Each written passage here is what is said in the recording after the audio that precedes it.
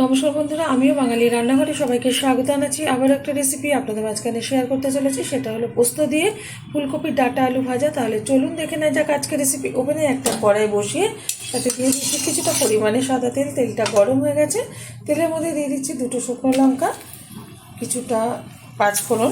আপনারা যে কোনো ফোড়ন ব্যবহার করতে পারেন। ভালোভাবে ভেজে নিচ্ছে।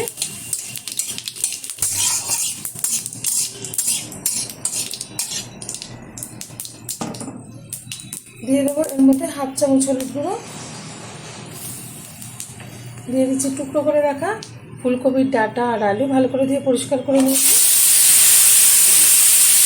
দিয়ে দেবো স্বাদ মতো লবণ,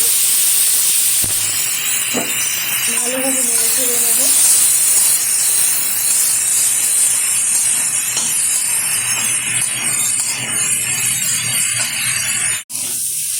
বেশ কিছুক্ষণ নেড়ে চেড়ে নিয়েছি। এখন আমি এর মধ্যে দিয়ে দেবো কিছুটা গোলমরিচের গুঁড়ো, দিয়ে দেবো খুব অল্প পরিমাণে একটু চিনি, দিয়ে দিচ্ছি পোস্ত। আমার এই রেসিপি যদি আপনাদের ভালো লেগে থাকে আপনারা অবশ্যই আমার চ্যানেলকে সাবস্ক্রাইব করবেন, লাইক করবেন, শেয়ার করবেন। আজকে ঠিক যেরকমভাবে আমি রেসিপিটা দেখাচ্ছি অবশ্যই আপনারা ট্রাই করবেন। আশা করি আপনাদের ভীষণ ভালো লাগবে।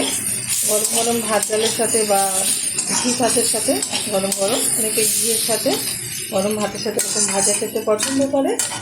এখন আমি ঢেকে দেবো 5 মিনিটের জন্য। ওভেনের আঁচটা একদম লো করে দিচ্ছি। ঢাকনাটা তুলে দিচ্ছি। খুব সুন্দরভাবে কিন্তু ভাজাটা হয়ে গেছে। এই যে আলুগুলো সব সিদ্ধ হয়ে গেছে, এই যে হয়ে গেছে। নামিয়ে ঢেলে দেবো একটা পাত্রে। দেখা হবে পরের ভিডিওতে নতুন কোনো রেসিপি নিয়ে। ধন্যবাদ।